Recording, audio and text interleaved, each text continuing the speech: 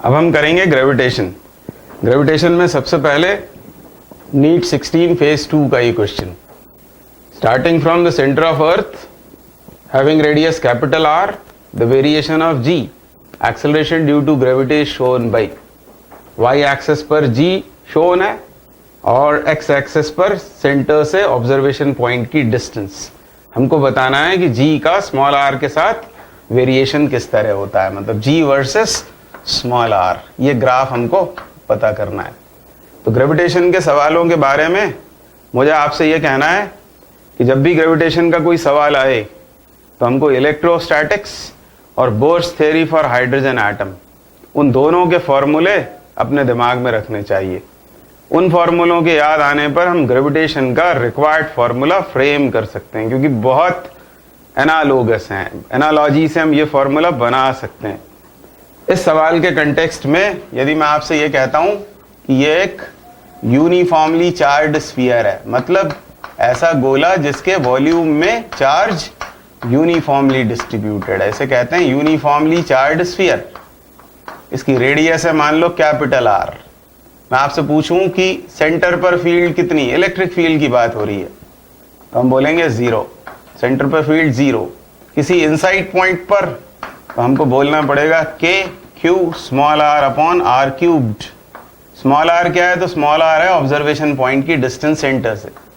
Centre से small R distance पर अंदर कहीं फील्ड निकालनी हो तो वो होगी के Q small R upon R cube, जिसमें कैपिटल आर तो रेडियस है और स्मॉल आर सेंटर से डिस्टेंस। और ऐसा फॉर्मूला बनाने के लिए के का वैल्यू 1/4 पर एप्सिलॉन नॉट डाल देंगे तो आंसर हमको न्यूटन पर कूलम में मिल जाएगा। और किसी आउटसाइड पॉइंट पर फील्ड कितनी होगी तो हम बोलेंगे वो होगी के cube by small R square. ये फॉर्मूले यदि आपको याद आ जाते हैं तो ग्रेविटेशन के फॉर्मूले भी आप रिकॉल कर लेंगे। उसके पहले यहां पर यदि मैं आपसे पूछूं कि इलेक्ट्रिक फील्ड का इस स्मॉल आर के साथ वेरिएशन कैसा है, तो वो directly proportional to small R है। बाकी सब क्वांटिटीज कांस्टेंट हैं, इलेक्ट्रिक फील्ड स्मॉल आर से लीनियरली वेरी कर रही है, मतलब इसको बढ़ाने पर इसमें लीनियर वेरिएशन आता है। और इस फॉर्मूले के बेसिस पर हम कहेंगे कि आउटसाइड पॉइंट पर फील्ड आर स्क्वायर से इनवर्सली प्रोपोर्शनल होती है। अब ये तो बात हुई इलेक्ट्रिसिटी की, मतलब इलेक्ट्रोस्टैटिक्स की। अब यदि ग्रेविटेशन की बात करें, जैसे ये गोला मान लो ये अर्थ है, m मास का स्फीयर, इसकी रेडियस है कैपिटल आर। तो जिस तरह यहाँ चार्ज यूनिफॉर्मली डिस्ट्रीब्यूटेड है, यहाँ मास यूनिफॉर्मली डिस्ट्रीब्यूटेड है। तो बिल्कुल इन्हीं फॉर्मूलों से, एनालॉजी से हम फॉर्मूला बतला सकते हैं। जैसे ग्रेविटेशनल फील्ड सेंटर पर कितनी, तो बोलेंगे 0। जैसे यहाँ इनसाइड पॉइंट पर ग्रेविटेशनल फील्ड कितनी, तो बस अब के का रोल कौन प्ले करेगा, कैपिटल जी। कैपिटल जी यहां आएगा m small R upon R cubed, ऐसा फॉर्मूला बन जाएगा। बस यहां एक माइनस साइन और आ जाएगा, minus G capital M small R upon R cubed. और आउटसाइड पॉइंट पर फील्ड होगी माइनस साइन के साथ GM upon small R square. और वेरिएशन कैसा आ रहा है इसमें, तो इसमें भी ऐसा ही है, E प्रोपोर्शनल टू R, यहाँ E inversely proportional to square of R। बिल्कुल वैसा ही वेरिएशन आता है। तो इसी से रिलेटेड आज हमसे ग्राफ पूछा हुआ है। इसके बाद एक बात और, वो ये कि ग्रेविटेशनल फील्ड, जिसको यहां भी हमने E कहा हुआ है, ग्रेविटेशनल फील्ड किसी पॉइंट पर न्यूमेरिकली G के बराबर होता है, या वाइस वर्सा। किसी भी पॉइंट पर एक्सेलरेशन ड्यू टू ग्रेविटी उस पॉइंट पर इलेक्ट्रिक फील्ड के बराबर होती है। यानी ये जो फॉर्मूले ई के लिए लिखे हैं वो ही सब स्मॉल जी के लिए भी होंगे। और अब हम वेरिएशन आराम से बतला सकते हैं। तो इसमें से कौन सा ग्राफ ठीक होगा, तो ये वाला ग्राफ। सेंटर पर फील्ड 0, उसके बाद आर से वो डायरेक्टली प्रोपोर्शनल, इसलिए लीनियरली वेरी कर रही है। सरफेस पर मैक्सिमम हो गई फील्ड और उसके बाद 1/r स्क्वायर से डिक्रीज हुई। ये पैराबोलिक ग्राफ है, जाकर इन्फिनिटी पर मीट होगा इस एक्सेस के साथ में। तो यही इसका करेक्ट आंसर है। अब बिल्कुल यही सवाल 2011 में भी पूछा गया, बस वहां पर इस ग्राफ, ये ग्राफ तो था ही, इसके साथ में इस तरह का एक ग्राफ और दिया हुआ था। तो यहां पर तो जी है और यहां स्मॉल आर है। तो अब हम करेंगे नीट 16 फेज 2 का ही question. A satellite of mass small m is orbiting the earth of radius capital R at a height h from its surface. The total energy of the satellite in terms of g naught, the value of acceleration due to gravity at the earth's surface is. तो ये अर्थ जिसकी radius है capital R और इसकी surface से h height पर एक small m मास का सैटेलाइट ऑर्बिटिंग कर रहा है। ऐसा सवाल है, हमको बताना है टोटल एनर्जी किसकी, इस सैटेलाइट की टोटल एनर्जी। तो यदि आपको bourse theory for hydrogen atom में एनर्जी के जो हमने डेरिवेशंस किए थे वो याद हो तो आपको मालूम होगा कि टोटल एनर्जी काइनेटिक एनर्जी के बराबर होती है विद माइनस साइन। ये आपको मालूम होगा। ये यदि आपको याद आ जाए तो डायरेक्ट इसमें से हमको तुक्का ही मारना हो तो हम ये नेगेटिव वाले एक तो मार्क करेंगे और उसमें भी आपकी किस्मत अच्छी होगी तो आप बी टिक करोगे क्योंकि इसका आंसर बी है। और इसको सॉल्व करना भी उतना मुश्किल काम नहीं है।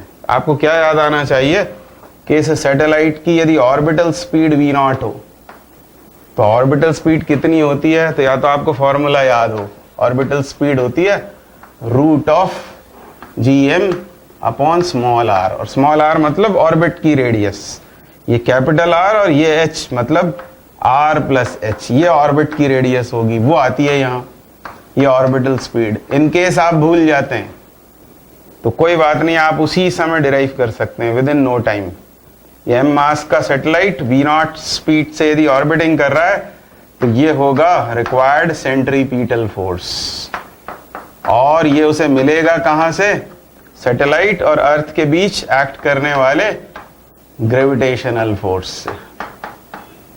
तो ये स्मॉल m यहाँ कैंसिल आउट होता है, ये r प्लस एच भी एक बार कैंसिल आउट होता है। v naught square is gm upon r plus H and so v naught is root of gm upon r plus H. आ गई ऑर्बिटल स्पीड, और इसमें 2 और डाल दें तो एस्केप बन जाएगी जो आगे हमको काम आएगा फॉर्मूला। ये ऑर्बिटल स्पीड है। तो अब आप ये दिमाग में अच्छे से फिट रखें, ऑर्बिटल स्पीड का कोई सवाल आता है तो gm upon r plus H, और यदि वो सैटेलाइट बहुत कम हाइट पर ऑर्बिटिंग कर रहा है तो ये h इग्नोर कर देते हैं, gm बाय r फॉर्मूला बन जाता है। तो ये हो गया v नॉट। अब इसकी काइनेटिक एनर्जी कितनी होगी, तो इसकी काइनेटिक एनर्जी होगी हाफ उसका mass into V naught square, मतलब ये हो जाएगा gm upon r plus H. ये आ गई काइनेटिक एनर्जी। और जैसा अभी हमने कहा कि टोटल एनर्जी काइनेटिक एनर्जी के ही बराबर होती है पर नेगेटिव साइन के साथ, मतलब इसे एक माइनस साइन और दे दिया जाए और इसको एक माइनस साइन और दे दें तो ये बन गया टोटल एनर्जी का फॉर्मूला। और अब हमको वो जी नॉट की टर्म्स में आंसर चाहिए, तो हम जानते हैं जी नॉट बराबर होगा gm by capital R square. तो gm बराबर होगा जी नॉट R स्क्वायर, बस यहाँ ये सब्स्टिट्यूशन कर देना है, जी नॉट R स्क्वायर यहाँ डाल देना है। तो क्या आ जाएगा, small m G naught capital R square upon 2 into R plus H, और ये ही इसकी सैटेलाइट की टोटल एनर्जी हो जाएगी। तो ये तो गलत हो गया कि सही है, सही है, 2 आता है। अब आपको यदि ये फॉर्मूला याद हो जाए तो बहुत अच्छा, फिर भी एग्जाम के समय 2 मिनट देकर उसको सॉल्व करना अच्छा ही होता है। तो आंसर इज बी। अब आगे बढ़ेंगे, अब ये करेंगे नीट 16 फेज 1 का question. At what height from the surface of earth the gravitation potential and the value of G are minus 5.4 into 10⁻⁷ joule per kg square and 6 metre per second square respectively. एक radius of earth है 6400 kilometre. ये बात हो रही है gravitation potential की, तो फिर जाते हैं इलेक्ट्रोस्टैटिक्स में। यूनिफॉर्मली चार्ज स्फीयर के सेंटर से किसी आउटसाइड पॉइंट पर पोटेंशियल कितना होता है, तो आप बोलेंगे वो होता है k q अपॉन r के बराबर। ये इलेक्ट्रोस्टैटिक पोटेंशियल की बात हो रही है यूनिफॉर्मली चार्ज स्फीयर के लिए, और हम कंपेयर इसलिए कर रहे हैं क्योंकि यहाँ यूनिफॉर्मली चार्ज स्फीयर था वो, यहाँ ये यूनिफॉर्मली मास स्फीयर है। बस अर्थ मतलब कुछ नहीं, उसमें मास डिस्ट्रीब्यूटेड होता है वॉल्यूम में यूनिफॉर्मली, इसलिए इसके साथ कंपैरिजन कर रहे हैं। तो कंपैरिजन में यदि मैं लिखता हूं ग्रेविटेशनल फील्ड को वीई अर्थ की वजह से, तो वो कितनी होगी, तो के का रोल प्ले करेगा यहाँ जी, क्यू की जगह capital M mass of earth upon ये सेंटर से डिस्टेंस हो जाएगी आर, और इसे एक माइनस साइन दे देंगे। ये फॉर्मूला हमें यूज करना है। तो अब मैं इस फॉर्मूले को यहां लिख लेता हूं, V is equal to with minus sign G M upon small r, मतलब सेंटर से डिस्टेंस। यहां बोला हुआ at what height from the surface of earth, earth की सरफेस से किस हाइट पर ग्रेविटेशनल पोटेंशियल की वैल्यू ये और एक्सेलरेशन ड्यू टू ग्रेविटी की वैल्यू ये होगी, उस हाइट को हमें फाइंड करना है। तो यहां स्मॉल आर आएगा आर प्लस एच, रेडियस और सरफेस से उसकी हाइट, ये लिखना पड़ेगा हमको वीई का वैल्यू। और जी की वैल्यू तो हम जानते ही हैं, वो होती है G M upon R square, वो भी सेंटर से ही डिस्टेंस होती है, इसलिए वो होगी R plus H whole square. यहां माइनस साइन नहीं आता। ये हमको गिवन है, ये हमको गिवन है, आर हमें पता होता है, एच हमें फाइंड करना है। और इस वास्ते में वीई को वी जी से, सॉरी जी से डिवाइड कर देता हूं, VE upon G would be equal to minus G M upon R plus H, ये वीई का वैल्यू, और इससे डिवाइड कर रहे हैं, रेसिप्रोकेट हो गया, तो ये होगा R plus H whole square upon G M के बराबर। G M will cancel out, ये एक आर प्लस एच भी इससे कैंसिल हो गया। फाइनली क्या बच गया, माइनस साइन, ये भूलना नहीं, आर प्लस एच, और इधर आ रहा है वीई, और जी को मैं इधर कर देता हूं ट्रांसपोज। ऐसा कुछ इक्वेशन बन गया। अब इसमें तीन क्वांटिटीज पता है, ये मालूम है, ये पता है, आर मालूम है, एच हमें फाइंड आउट करना है। तो पहले जी को आप वहां नहीं भी ले जाएं तो चलेगा, इसी के नीचे रहने देते हैं और इस माइनस को यहां कर देते हैं, दोनों तरफ माइनस का मल्टीप्लाई कर दिया। वैल्यूज पुट करते हैं, ये माइनस पहले से आ रहा है और वी की वैल्यू माइनस में दी हुई है, यानी यहां डालना पड़ेगा -5.4 इंटू 10⁻⁷। और यूनिट्स कंसिस्टेंट हैं, इसलिए चिंता करने की जरूरत नहीं है, वो एच का आंसर मीटर में आ जाएगा। भले हमें वो किलोमीटर में आंसर करना है, बाद में उसे कन्वर्ट कर लेंगे, तो अभी तो मीटर में चलने देते हैं। ये 6 से इसको डिवाइड करने का है, इज इक्वल टू आर कितना है, रेडियस ये दे रखी है 6400 किलोमीटर, यानी 6.4 इंटू 10⁻6 प्लस एच। अब ये माइनस माइनस तो कंपेंसेट हो गया, प्लस हो गया, और ये 6 से कैंसिल होगा 0.9 टाइम्स, तो 0.9 इंटू 10⁻7, और इसको इधर लाता हूं मैं, -6.4 इंटू 10⁻6, मुझको वो हाइट मिल जाएगी। और इसको मैं चाहूं तो 9 लिख सकता हूं, 9 इंटू 10⁻6 कर देता हूं इसको, 0.9 इंटू 10⁻7 या 9 इंटू 10⁻6, 10⁻6 कॉमन लेते हैं, और 9 में से 6.4 घटेगा तो बचेगा 2.6, और यही है एच का वैल्यू मीटर में, यानी 2600 किलोमीटर आंसर आ गया। So the correct option is D. अब ये सवाल करेंगे 2016 फेज 1 का। The ratio of escape velocity at earth VE to the escape velocity at a planet VP whose radius and mean density are twice as that of earth is. तो orbital velocity का formula आपको यदि याद है, root G M upon R plus H. यदि वो satellite earth surface से बहुत पास में ऑर्बिटिंग कर रहा हो, मतलब ये एच आर के सामने नेग्लिजिबल हो, आर रेडियस है उस प्लैनेट की, तो एच यदि आर के सामने बहुत छोटा हो तो इसे छोड़ सकते हैं, और इसलिए फॉर्मूला ऑर्बिटल वेलोसिटी का ऐसा दिखलाई देने लगता है, जी एम बाय आर, और यहाँ 2 और ला दें तो वो एस्केप का फॉर्मूला बन जाता है। ऐसे याद रखें, VE is root of capital G universal gravitational constant, capital M mass of the planet, यहाँ 2 आ जाएगा और यहाँ आ जाएगा आर। इस फॉर्मूले का हमको इस्तेमाल करना है। हमको रेशो किसका चाहिए, एस्केप वेलोसिटी अर्थ पर अपॉन एस्केप वेलोसिटी प्लैनेट पर, इसका रेशो चाहिए। तो ये कैपिटल जी तो कांस्टेंट हो जाएगा, इसको हटा सकते हैं, इवन 2 को भी हटा सकते हैं, और यहां बात क्योंकि हो रही है डेंसिटी की और रेडियस की, तब हमको थोड़ा सा इसको ट्रांसफॉर्म करना पड़ेगा इस फॉर्मूले को। 2g तो ठीक है, कैपिटल R भी ठीक, इस मास को हम लिख लेंगे volume 4/3 pi R cubed into density के बराबर। ये उसकी मीन डेंसिटी। ये एक R इससे कैंसिल होके स्क्वायर बन जाएगा R स्क्वायर, और R स्क्वायर में से एक R बाहर आ जाएगा। ये R मैंने बाहर कर दिया। अब ये 2g 4 3 पाई ये सब कॉन्स्टेंट्स हैं, इन सब को हम हटा सकते हैं। ये तो बाहर गया, अंदर बचेगा √d, और इन दोनों के बीच हम प्रोपोर्शनैलिटी का साइन लगा देते हैं। एस्केप वेलोसिटी v, सिर्फ v लिखता हूं मैं, तो v proportional to radius into square root of mean density. ऐसा ये फॉर्मूला यहां अभी लगाना पड़ेगा हमको। तो VE upon VP, VE upon VP is equal to, इसे देखकर क्या लिखेंगे, radius of earth upon radius of planet into root of density of earth upon density of planet. बस अब इसको सॉल्व कर देना है। क्या बताया हमको कि उस प्लैनेट की रेडियस और डेंसिटी दोनों डबल है, ट्वाइस है।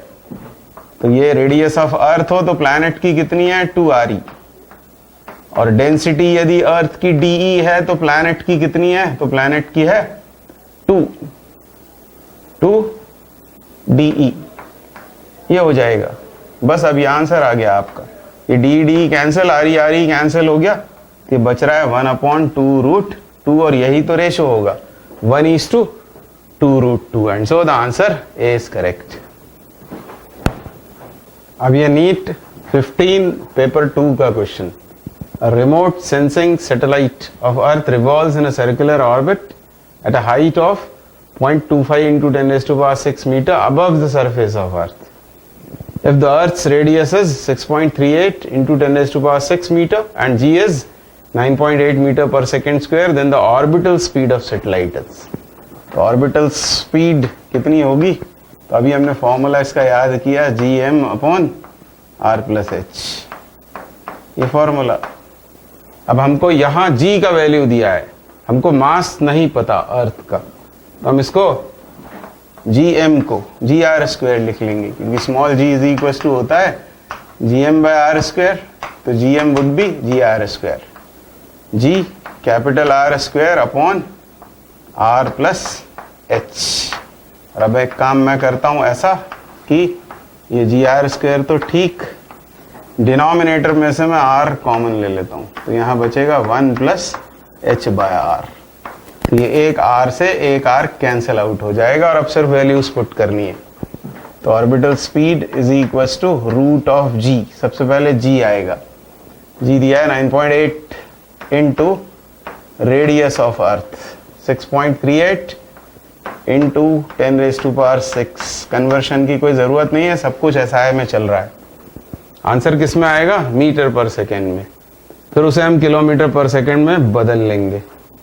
1+h हाइट दे रखी है, ये 0.25 इंटू 10⁶ अपॉन, यहाँ फिर रेडियस आएगी 6.38 इंटू 10⁶। यहां तक आने के बाद अब ऐसा लगेगा कि जैसे अब सॉल्व नहीं होगा हमसे, कैलकुलेटर उठा लेते हैं हम झट से, पर कैलकुलेटर से यदि ये सॉल्व होने वाला सवाल होता तो फिर हमें एग्जाम में कैलकुलेटर अलाउड होता। कैलकुलेटर अलाउड नहीं है, इसका मतलब मैन्युअली भी आप इसको कर सकते हैं। ये सब प्रैक्टिस की बात है सिर्फ। अब करेंगे क्या, मैं कैसे करूंगा इसको, आपका तरीका और कोई हो सकता है। मैं एलसीएम लूंगा यहाँ नीचे डिनोमिनेटर में, और मुझे पता है कि वो रेसिप्रोकेट हो जाएगा, तो ऊपर आ जाएगा न्यूमरेटर में, एक स्टेप बच जाएगी। मन ही मन में उसका हमने ले लिया एलसीएम, और ये 6.38 इंटू 10⁶ के साथ एक बार और ये लिख दिया। और नीचे क्या होगा, नीचे एलसीएम लेते समय क्वांटिटी यहाँ आएगी, इसके साथ ऐड होगी, तो 6.38 और 0.25 को ऐड कर लेते हैं, ये आया 6.63, ऊपर 6.63 और उसमें 10⁶ तो कॉमन है, तो एक 10⁶ इससे कैंसिल आउट हो गया। और अब इन डेसिमल्स की कहानी खत्म करते हैं। ये एक डेसिमल ये 3 और 2 5, तो इसको हम हटा देते हैं, 10 बन जाएगा ये। अब 638 दो बार आया है, रूट के बाहर आ जाएगा 638। अब बचा क्या है 98, तो 98 ये फिजिक्स में बहुत बार आता है। 98 को हम लिखेंगे 49 इंटू 2, और 49 का रूट 7 बन के बाहर आ जाएगा। अंदर बचेगा आप सिर्फ 2 और ये 10, तो क्या हो गया वो 20 के बराबर अपॉन 6.63। और अब सोचें कि ये 3 बार कैंसिल हो जाएगा, 20 बाय 6.63, यानी यहां आएगा रूट 3 यहां लिखता हूं मैं। तो क्या क्या बच रहा है 638 7 और रूट 3 मतलब 1.732, और ये किस में आएगा मीटर पर सेकंड में। और इसको अभी किलोमीटर पर सेकंड में बनाना हो तो 1000 से डिवाइड, तो यहां मैं एक डेसिमल लगा देता हूं, तो वो अपने आप किलोमीटर पर सेकंड में हो गया। अब बस हमको गुणा करना है इन तीनों का, मल्टीप्लाई करेंगे आंसर मिल जाएगा, और आंसर आपका आएगा ये 7.76 किलोमीटर पर सेकेंड। तो बहुत इत्मीनान से, शांत मन से उसको सॉल्व करना चाहिए, जल्दबाजी नहीं करनी चाहिए, हैरान परेशान नहीं होना चाहिए, टेंशन किए बगैर बहुत प्यार से। आप फिजिक्स से प्यार करना शुरू कर देंगे, आपको न्यूमेरिकल्स बनने लगेंगे। अब आगे बढ़ते हैं, अब करेंगे नीट 15 पेपर 2 का ये क्वेश्चन। इसके पहले एक छोटी सी बात आपसे करनी है, वो ये कि कल एक बच्चे का फोन आया, उसने कहा कि इन वीडियोस में आप कुछ मोटिवेशन के लिए बोल दिया करिए, हमको आपसे बहुत प्रेरणा मिलती है। तो मैंने सोचा है कि आप हर वीडियो में अब 1 मिनट आपका लिया करेंगे, 1 मिनट के समय में कुछ अच्छी बात आपको बताएंगे। तो आज की बात ये, hope for the best and be prepared for the worst. तो उम्मीद मत खोइए, खुश रहते हुए, खुश मिजाजी से पढ़ाई भी कीजिए और खुश मिजाजी से, शांत मन से पेपर देने जाएं, तो निश्चित है आपको सफलता मिलेगी। अब आगे बढ़ते हैं, नीट 15 पेपर 2 का ये क्वेश्चन करते हैं। Kepler's third law states that square of period of revolution capital T of a planet around the sun is proportional to third power of the average distance r between the sun and the planet. Therefore, T square is equals to kr cube. इतना बड़ा question, answer बड़े छोटे छोटे, इसको देखकर ही डर जाएंगे। तो शायद आप नहीं डरे होंगे, ये जो लिखा हुआ है केपलर का ही तो लॉ लिख दिया है, बता दिया है हमको। तो पैसेज टाइप का क्वेश्चन हो गया लाइक। अब दूसरे स्टेटमेंट में क्या कह रहे हैं, if the masses of sun and planet are capital M small m respectively, then as per Newton's law of gravitational force of attraction between them is F equals to GMM by r square. ये भी आप जानते हैं, ये तो universal law of gravitation है। ये दोनों देने के बाद हमसे कैपिटल G और K में रिलेशन पूछा हुआ है, यहां आने वाले इस K में और यहां आने वाले इस G में। तो क्या करेंगे, तो उस पर ध्यान देंगे। T स्क्वायर मतलब क्या है, ये पीरियड ऑफ रिवॉल्यूशन, किसका, प्लैनेट का, किसके अराउंड, सन के अराउंड। तो हम टाइम पीरियड निकालने की कोशिश करें। ऑर्बिटल वेलोसिटी हमें मालूम थी, जो फॉर्मूला हम सैटेलाइट के लिए लगाते हैं वही फॉर्मूला हम लगाएंगे प्लैनेट के लिए। तो प्लैनेट के लिए क्या फॉर्मूला हो जाएगा, GM। M क्या हो जाएगा, mass of sun, GM upon यहां क्या आता है R, या R प्लस H आ जाएगा। हम सीधे स्मॉल r डाल सकते हैं, क्योंकि हमको डिस्टेंस जो दी हुई है वो एवरेज डिस्टेंस है सन के सेंटर से उस प्लैनेट के सेंटर तक। तो चाहे तो हम यहाँ स्मॉल r डाल सकते हैं सीधे। ये फॉर्मूला ऑर्बिटल स्पीड का हो गया। तो टाइम पीरियड कितना होगा, टाइम पीरियड होगा 2πr/v0। ये ऑर्बिट की रेडियस और ये स्पीड, ये यहां पुट कर देते हैं, तो क्या हो जाएगा, ये 2π स्मॉल r तो ये है, और ये v0 यहां पुट होगा, तो ये रूट GM यहां रह जाएगा और रूट r ऊपर चला जाएगा, रूट r। और इस r को यदि इसके अंदर डाल दें स्क्वायर रूट के, तो r स्क्वायर बनकर अंदर जाएगा, यानी वो हो जाएगा r³ upon root of GM। ये क्या आ गया है, T। ये अब इन दोनों इक्वेशंस की हम कर देते हैं स्क्वेयरिंग, तो T square is equal to क्या हो जाएगा 4 पाई स्क्वेयर, रूट हट जाएगा, नीचे भी रूट हट जाएगा gm, और अब इसके साथ इसे कंपेयर कर दें, आर क्यूब छोड़कर जो कुछ बच रहा है वही k के बराबर है, तो k इक्वल टू कितना हो गया, k इज इक्वल टू हो गया 4 पाई स्क्वेयर अपॉन gm, तो हमको रिलेशन मिल गया gmk is equal to 4 pi square and so b is correct. अब आप सोच रहे होंगे कि इसका कहाँ उपयोग हुआ, ये कहाँ यूज हुआ, तो फॉर्मूला आया ही वहीं से है।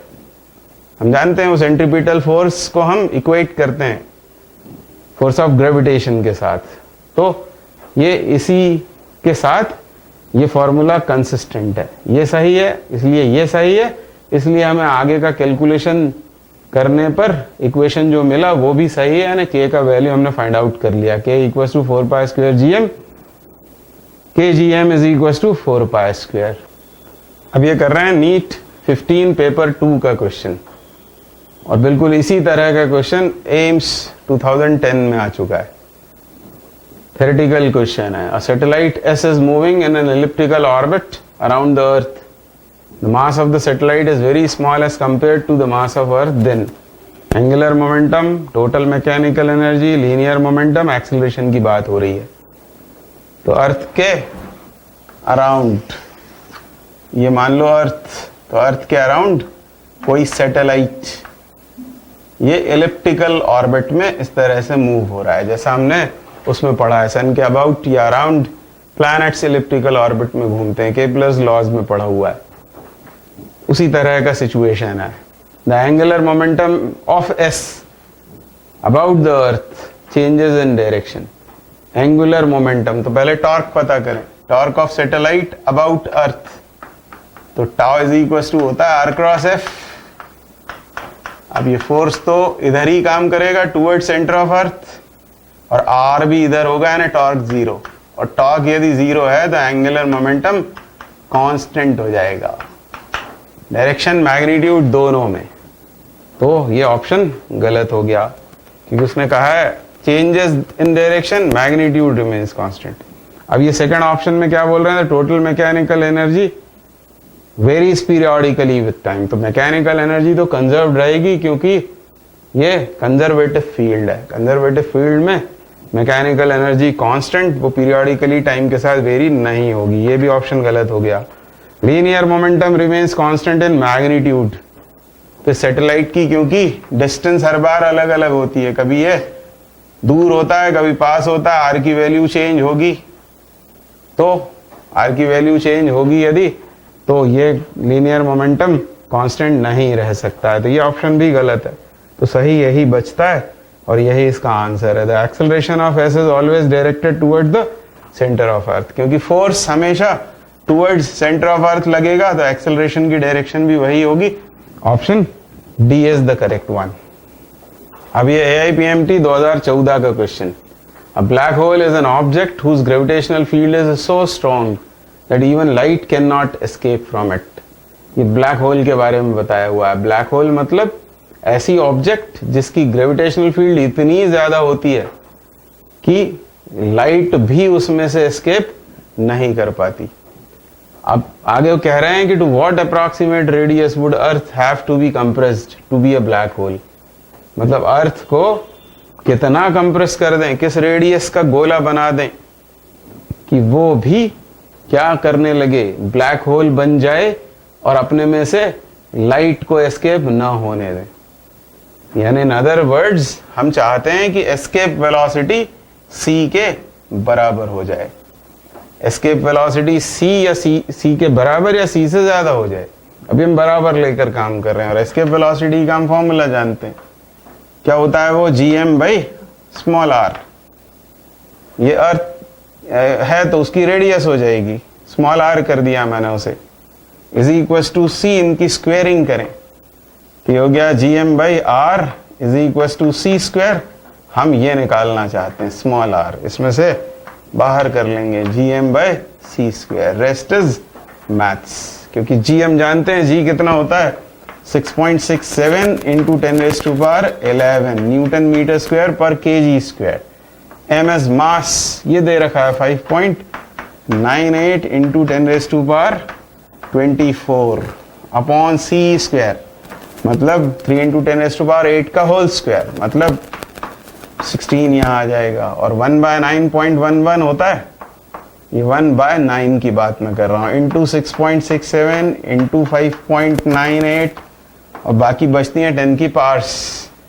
ये 16 ऊपर जाएगा तो यहाँ 8 बचेगा और -11 + 8 मतलब 10⁻³ और ये आंसर आएगा मीटर में। और इन सब का हमको प्रोडक्ट करना पड़ेगा, तो वो 8 के आसपास, और 8 के आसपास मतलब उसे 10 यदि मान लें तो 10⁻² मीटर अप्रॉक्सीमेटली उसने कहा था, तो 10⁻² इसका आंसर हो जाएगा। बाकी सब ऑप्शंस दूर हैं, ये तो 10⁻² है, माइनस में चाहिए और ये तो बहुत ही ज्यादा कम है, तो आंसर सी अप्रॉक्सीमेटली होगा, ये इसका आंसर है। अब ये AIPMT 2014 का क्वेश्चन, और बिल्कुल ऐसा ही सवाल हम नीट 16 का कर चुके हैं। क्या बोल रहे हैं? Dependence of intensity of gravitational field of earth with distance r from the centre of earth is correctly represented by. तो हम जानते हैं इनसाइड पॉइंट पर, किसी इनसाइड पॉइंट पर अर्थ के अंदर ग्रेविटेशनल फील्ड ऐसी होती है Gm r/r³, और आउटसाइड ये होती है -Gm/r²। तो वो जो नीट 16 का हमने प्रॉब्लम किया था उसमें तो हमने ग्राफ ऐसा कहा था, पर यहां पर इस माइनस साइन के रिगार्ड में आंसर पूछा हुआ है, तो ये ऑप्शन इसका सही होगा। पहले फील्ड लीनियरली ये क्या हो रही है, नेगेटिव साइड में बढ़ रही है, नेगेटिव रहते हुए बढ़ रही है, और फिर 1/r² से घटती हुई इंफिनिटी पर 0 हो जाती है, and so the correct answer is a. अब ये AIPMT 2013 की problem. Infinite number of bodies, each of mass 2 kg, are situated on x-axis at a distance 1, 2, 4, 8 meter, and so on respectively. Infinite number of bodies हैं, हर एक का मास 2 kg है, इन distances पे रखी हुई हैं along x-axis, मतलब सिचुएशन इस तरह की है। ये x-axis पहली बॉडी 2 kg की रखी हुई है 1 मीटर पर, उसके बाद 2 मीटर पर फिर से 2 kg, फिर 4 मीटर, फिर 8 मीटर, और इस तरह कहां तक, इंफिनिटी तक। ये और भी रखी हुई है, इंफिनिटी तक रखी हुई है। और ये ओरिजिन, हमको ओरिजिन पर बतलाना है resulting gravitational potential due to this system at the origin. Gravitational potential की अभी हमने बात की थी थोड़ी देर पहले। ये क्योंकि सब पॉइंट मासेस हैं, तो Vm/r ये फॉर्मूला हमको लगाना होगा। मास हर एक में 2 kg है, डिस्टेंसेस अलग अलग हैं, पोटेंशियल स्केलर क्वांटिटी होती है, हम अलग अलग हर मास से फाइंड आउट करेंगे यहाँ पोटेंशियल, और उनको अलजेब्रिकली ऐड कर देंगे। तो यहाँ नेट पोटेंशियल ओरिजिन पर कितना होगा, तो इससे कितना होगा यहाँ, तो होगा -Gm distance, that is 1। Next इससे कितना होगा, -Gm/2, फिर इसकी वजह से -Gm/4, -Gm/8, -Gm/16 and so on till infinity. अब इसमें से -Gm बाहर कर देते हैं, तो अंदर क्या बचता है, यहाँ बचेगा 1, यहाँ 1/2, यहाँ 1/4, यहाँ 1/8, यहाँ 1/16 अप टू इंफिनिटी। अब ये जो सीक्वेंस, ये जो सीरीज फॉर्म हो रही है यहाँ, इसको कहते हैं infinite geometric progression. Infinite geometric progression, geometric progression या सीक्वेंस या सीरीज। और ऐसी सीरीज का सम होता है a अपॉन a, मतलब फर्स्ट टर्म, इसकी फर्स्ट टर्म जैसे a 1 है तो a से उसे डिनोट करते हैं 1 माइनस आर। ये r क्या है, तो यह है कॉमन रेशो, अभी बताता हूं उसके बारे में। 1 माइनस आर यदि r 1 से छोटा है, और r माइनस 1 यदि r 1 से बड़ा है। तो एक तो ये ज्योमेट्रिक सीरीज है, इसका चेक कैसे लगाते हैं, तो थर्ड टर्म को सेकंड टर्म से डिवाइड करते हैं और सेकंड टर्म को फर्स्ट टर्म से।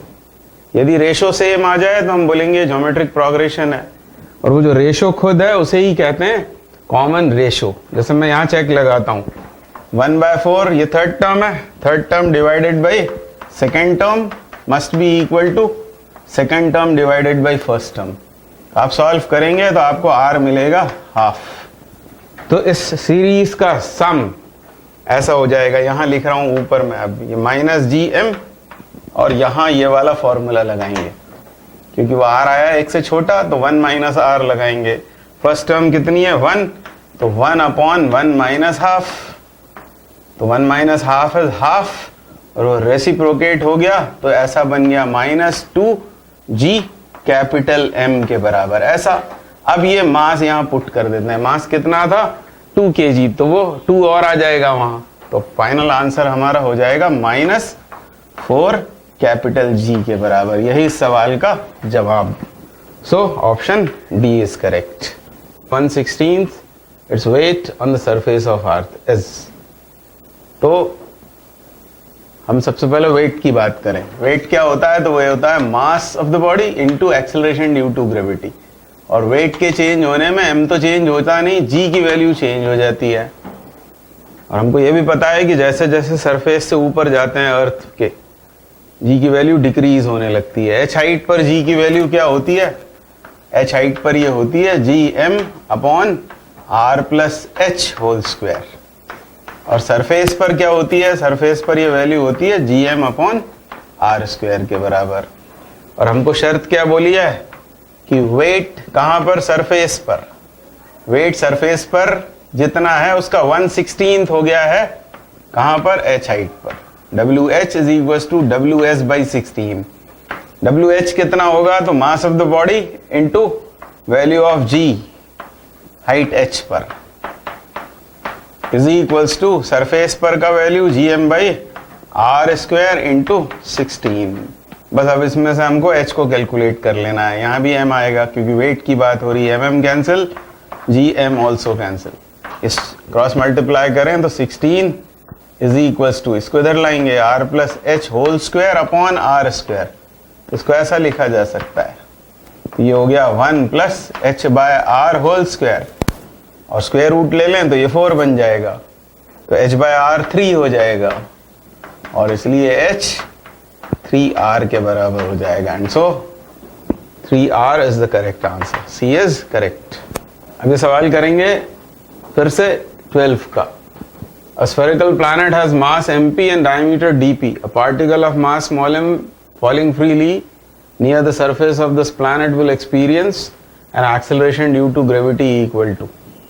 आंसर्स दिए हुए हैं, तो हम तो डिराइव करके लाते हैं ये फॉर्मूला। हमें पता है सरफेस पर g का वैल्यू कितना होता है, capital G universal gravitational constant into उस प्लैनेट का मास अपॉन उसकी रेडियस का स्क्वायर। हमको पता है ये ऑलरेडी, बस यहाँ सब्स्टिट्यूशन करना है। और हमको डायमीटर की टर्म्स में फॉर्मूला चाहिए, तो हम इसे क्या लिख सकते हैं, GM, रेडियस को क्या लिख सकते हैं, डायमीटर बाई 2, तो वो हो जाएगा d स्क्वायर और वो 4 ऊपर आ जाएगा।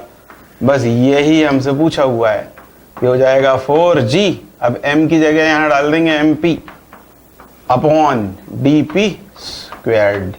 ये आंसर होगा 4g mp upon dp square, 4g mp upon dp square. And so option A must be correct. अब फिर से सवाल 2012 का। A geostationary satellite is orbiting the Earth at a height of 5r above the surface of Earth, r being radius of Earth. The time period of another satellite in r at a height of 2r from the surface of Earth is. तो ये बात हो रही है geostationary satellite of earth, इसका time period होगा 24 our. एक जानकारी है, उसकी हाइट कितनी है 5r। हमको बताना है कि 2r पर ऑर्बिटिंग कर रहे सैटेलाइट का टाइम पीरियड कितना होगा। तो पहले टाइम पीरियड के बारे में सोचना पड़ेगा। टाइम पीरियड, क्योंकि सर्कुलर मोशन है तो 2r/v, और v की जगह ऑर्बिटल स्पीड आ जाएगी 2πr। r का मतलब क्या होगा? सेंटर से डिस्टेंस, तो यहाँ हम r+h डाल देते हैं। रेडियस प्लस उसकी हाइट, क्योंकि यहाँ सरफेस से 5r दिया हुआ है इसलिए r+h अपॉन vo, और vo हम जानते हैं वो होता है √gm/r+h। तो ये मैंने ऊपर कर दिया इसको, और इसको आगे ऐसा लिखा जा सकता है 2π या r+h अंदर जाएगा स्क्वायर होकर वो क्यूब्ड हो जाएगा, √r+h cube upon √gm।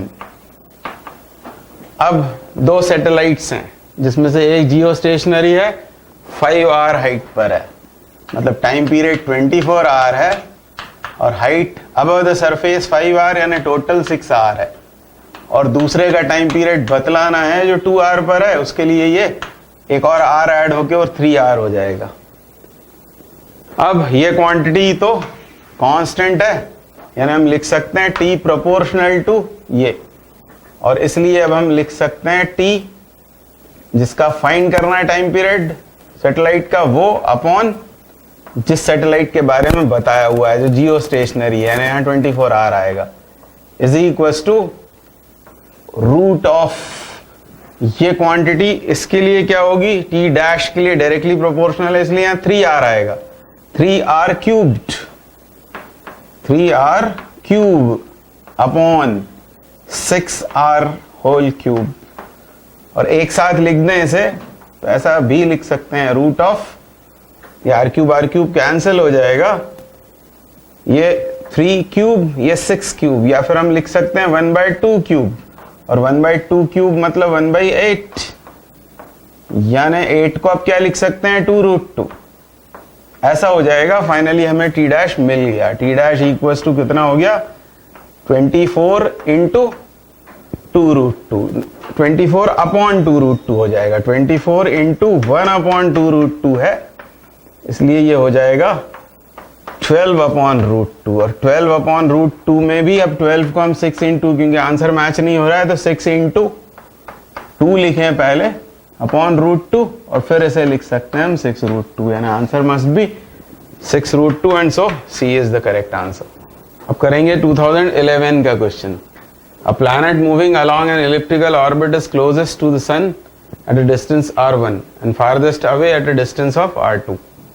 If v1 and v2 are the linear velocities at these points respectively, then the ratio v1 by v2 is। तो हम केपलर्स लॉ से जानते हैं कि जब प्लैनेट सन के अराउंड ऑर्बिटिंग करते हैं तो एंगुलर मोमेंटम यानी L ये कांस्टेंट होता है। एंगुलर मोमेंटम मतलब mvr इज कांस्टेंट। तो क्या बता रहे हैं? एक ही प्लैनेट की बात हो रही है तो m तो कांस्टेंट रहेगा, vr कांस्टेंट, और इसलिए vr कांस्टेंट होने से क्या हो जाएगा? v is inversely proportional to r। हमको चाहिए v1 by v2, तो वो हो जाएगा r2 by r1। यही रेशो हमें चाहिए था, यानी आंसर A करेक्ट हो जाएगा। v1 by v2 is r2 by r1, so A is correct। अभी AIPMT 2011 का question. A body projected vertically from the earth reaches a height equal to earth's radius before returning to the earth. The power exerted by the gravitational force is greatest. At the instant before the body hits the earth, it remains constant all through. At the instant just after body is projected, at the highest point of the body. ऐसा कहा गया, एक body है और उसको अर्थ की surface से project किया, और वो कहाँ तक जाती है? अर्थ की रेडियस के बराबर हाइट तक।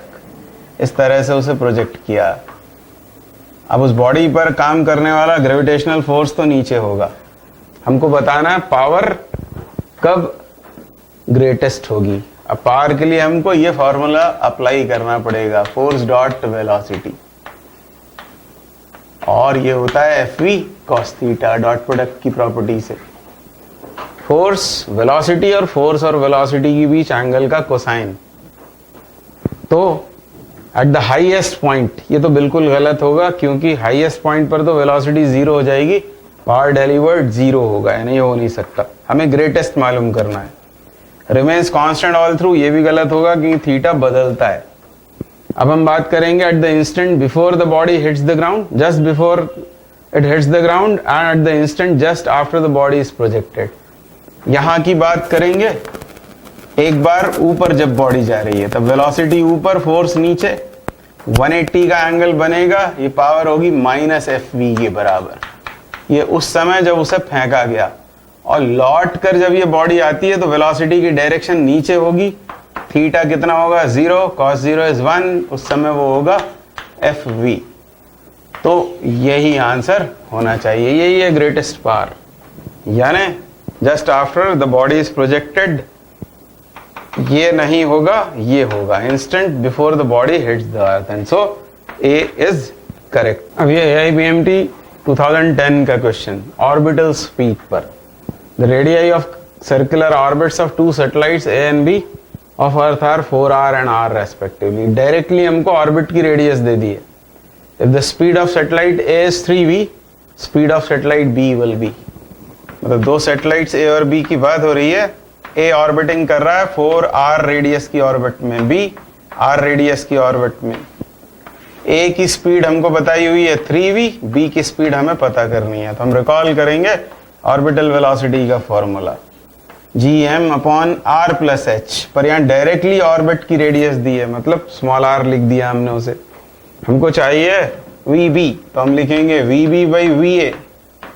इस फॉर्मूले को देखकर √r के इनवर्सली प्रोपोर्शनल, यानी यहां हो जाएगा ऐसा RA, इसके करस्पॉन्डिंग R यहां आएगा। अब A की हमको रेडियस दी हुई है, A की रेडियस कितनी है 4r, B की रेडियस है r, B की वेलोसिटी कितनी है, A की वेलोसिटी कितनी है 3v, हमको ये निकालना है B की वेलोसिटी। ये R से R cancel, √4 is 2, VV comes out 6v, and so answer B is correct। अब ये AIPMT 2010 का सवाल, a particle of mass M is situated at the center of a spherical shell of same mass and radius a।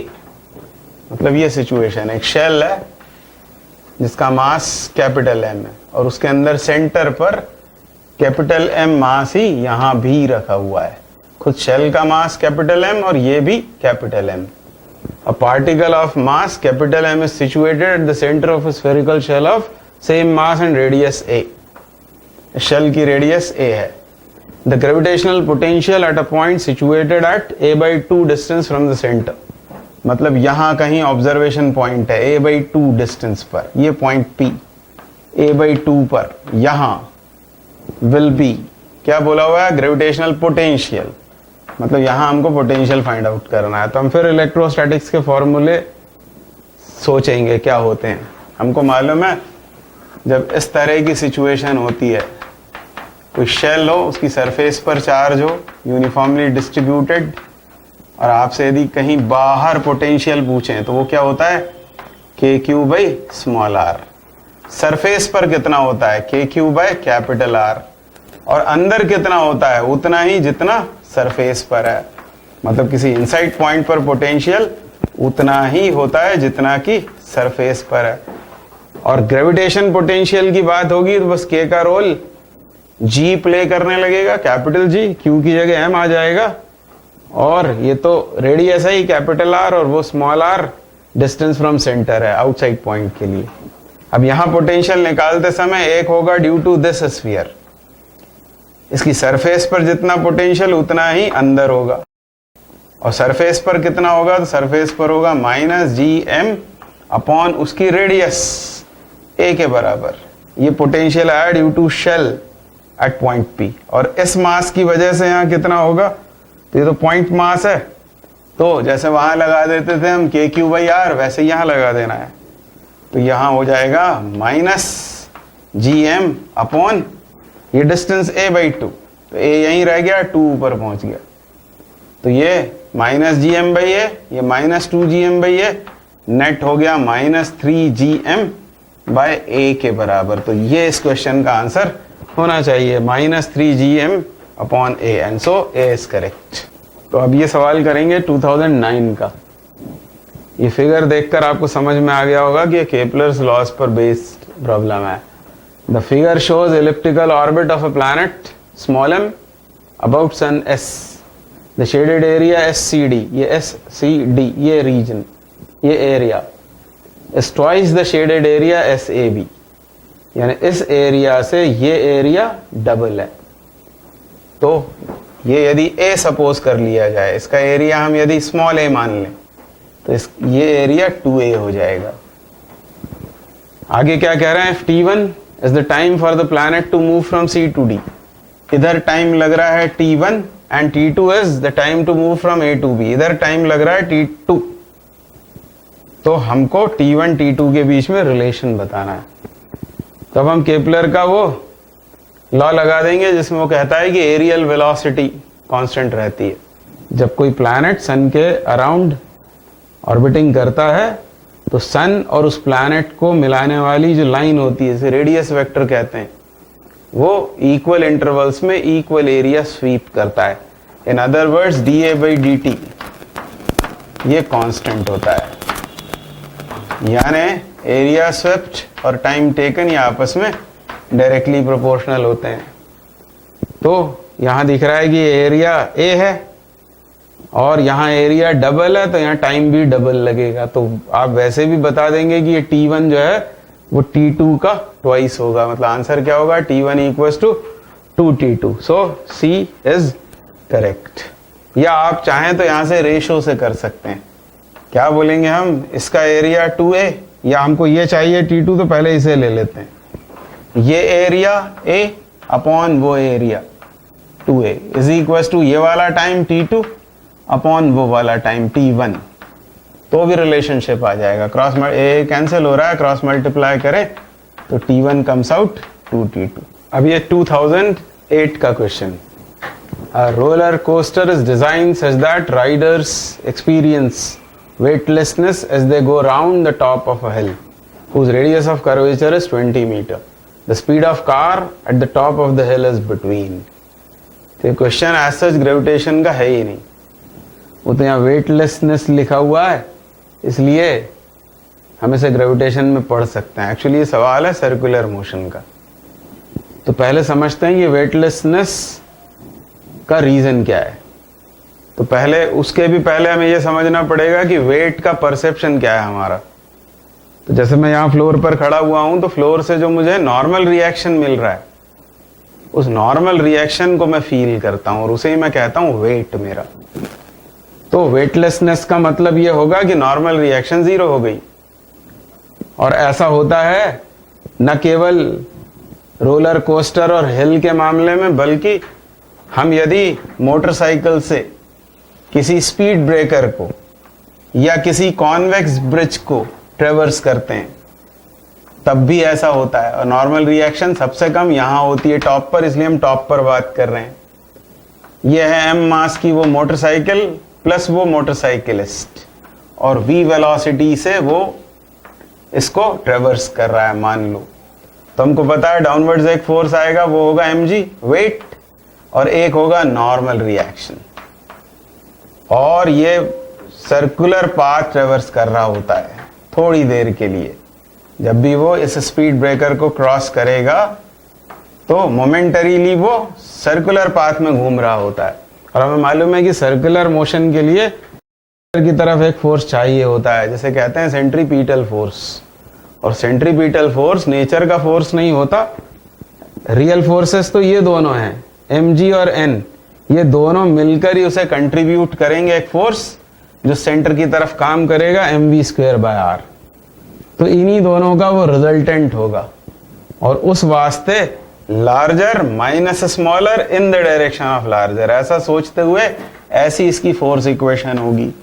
mg minus n equals to mv²/r। तो normal reaction कितनी हो जाएगी, ये हो जाएगी mg माइनस mv²/r। और जब normal reaction zero होगा तब वेटलेसनेस मोमेंटरीली वो एक्सपीरियंस करेगा। वही बात यहाँ रोलर कोस्टर और टॉप ऑफ हिल में भी होगी, वही बात स्पीड ब्रेकर पर होगी और वही बात किसी कॉन्वेक्स ब्रिज पर होगी। सबके लिए बात एक जैसी। और इसको सॉल्व कर दें अब इनको जीरो करते हुए, mg equals to mv square by r, mm cut गया, v आ जाएगा रूट जी आर के बराबर। अब इस पर्टिकुलर क्वेश्चन में g की वैल्यू दी नहीं है, हम 10 ले सकते हैं, 10। रेडियस हमको दिया हुआ है 20, यानी हो जाएगा रूट 200, यानी 15 से तो ये कम है और 14 से ज्यादा, यानी आंसर होगा 40 इंटू 15 मीटर पर सेकेंड। यही इसका आंसर है। अब ये AIPMT 2007 का question. Two satellites of Earth S1 and S2 are moving in the same orbit. The mass of S1 is 4 times the mass of S2. दो satellites हैं अर्थ के, S1 और S2। ये दोनों सैटेलाइट सेम ऑर्बिट में orbiting कर रहे हैं, सेम ऑर्बिट। हालांकि S1 का मास मान लो m1, ये कैसा है 4 टाइम्स ऑफ S2, मतलब 4m2 के बराबर है। Which one of the following statements is true? पहला स्टेटमेंट देखते हैं, the time period of S1 is 4 times that of S2। तो सेम ऑर्बिट सुनते ही से हमको समझ में आ जाएगा कि टाइम पीरियड भी सेम होगा, क्योंकि टाइम पीरियड इंडिपेंडेंट होता है मास से, मास पर वो डिपेंड ही नहीं करता है, तो टाइम पीरियड तो सेम होगा। यहाँ 4 टाइम्स लिखा हुआ है तो ये तो गलत हो गया। Potential energy of earth and satellite in the two cases are equal, नहीं, क्योंकि एनर्जी मास पर डिपेंड करती है। टाइम पीरियड भले ही मास पर डिपेंड नहीं करता, पर पोटेंशियल एनर्जी, काइनेटिक एनर्जी, ये दोनों डिपेंड करती हैं मास पर। मास अलग अलग हैं तो दोनों की पोटेंशियल और काइनेटिक एनर्जी सेम नहीं हो सकती। एक साथ ये दो स्टेटमेंट्स गलत महसूस हो रहे हैं। S1 S2 are moving with same speeds, ये बिल्कुल सही बात है, क्योंकि ऑर्बिटल स्पीड डिपेंड करती है किस पर? ऑर्बिटल स्पीड भी हमें मालूम है, S1 S2 are moving with same speed. Orbital velocity speed भी कैसी होती है? वो ऑर्बिट की रेडियस के इनवर्सली प्रोपोर्शनल होती है। सेम रेडियस है, ऑर्बिटल स्पीड बराबर होगी, यानी सी इसका करेक्ट ऑप्शन है।